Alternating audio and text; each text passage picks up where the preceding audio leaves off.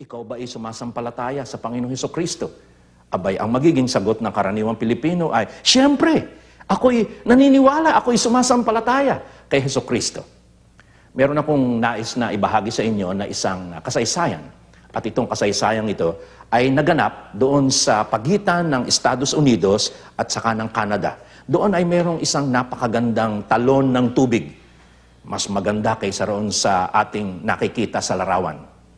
At itong mahabang talon ng tubig na ito, na kung tawagin ay Niagara Falls, ay pinagdausan ng isang palabas o tanawin na kailanman ay hindi nilimot ng napakarami na nanood at napakarami na andoon nagtipon. Sapagkat mayroon pong isang lalaki na manunulay sa alambre, yung tightrope walker. Itong lalaking ito ay tutulay doon sa alambre. Mula doon sa kabilang dulo, patungo doon sa isang dulo. Napakaraming mga tao ang doon ay nagtitipon.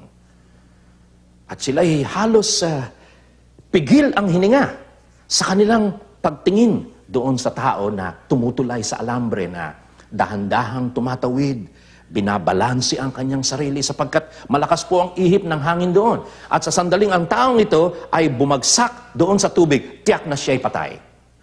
Hindi nagtagal at nakatawid din, nakasapit doon sa kabila.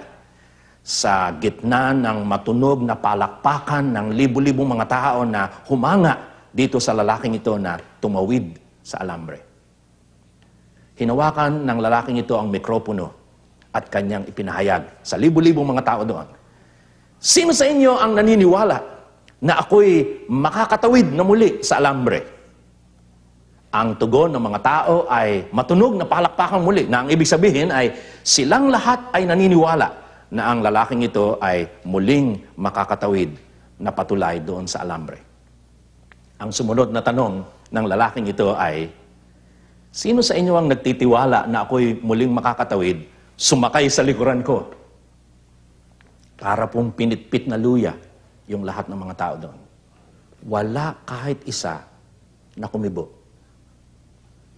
Naniniwala sa pag-iisip, ayaw ipagkatiwala ang buhay. Ganun po ba ang inyong kalagayan?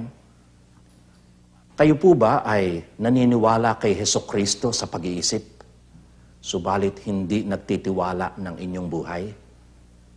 Ang sabi po doon sa binasa natin sa Juan 1:12 at 13 ay gayon.